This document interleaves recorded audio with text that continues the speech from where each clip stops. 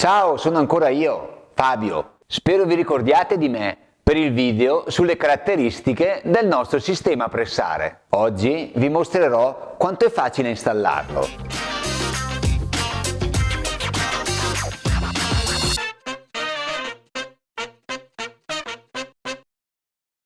Sono solo 4 semplici operazioni. 1. Taglio il tubo multistrato. 2. Calibratura del tubo con il calibratore. 3. Inserisco il raccordo a pressare nel tubo. 4. Vado a pressare con una ganascia a profilo TH. Adesso vi mostrerò come si fa a pressare. Inserisco il raccordo nella ganascia. Ci assicuriamo che la clip di fissaggio sia perfettamente in posizione e presso il tutto.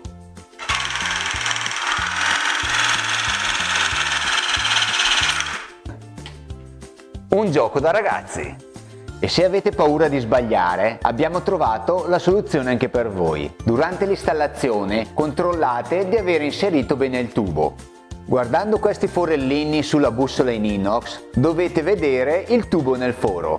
Allineate bene la ganascia della pressatrice e via! L'importante è sempre allinearsi con la clip. E non preoccupatevi quando inserite il tubo. Gli O-ring sono annegati nel corpo in ottone e sarà difficile rischiare di pizzicarli. Meglio un O-ring annegato che un appartamento allagato. E se volete un'ulteriore conferma della vostra pressata, potete verificarlo con questo calibro a forchetta. Facendolo scorrere tra i segni della pressatura, se la pressata è corretta, il calibro passerà senza problemi. Un gioco da ragazzi! Ma se volete essere precisi come un orologio svizzero, vi basterà mettere in pressione l'impianto tra 1 e 4,5 bar di pressione. I raccordi non pressati saranno individuabili da un piccolo segnale di perdita, evitando così spiacevoli sorprese. Quando si parla di perdite è sempre meglio prevenire che curare. E a proposito di perdite, non perdetevi i nostri prossimi video. Se ti è piaciuto questo video, clicca su mi piace e seguici sui nostri social per rimanere sempre aggiornato.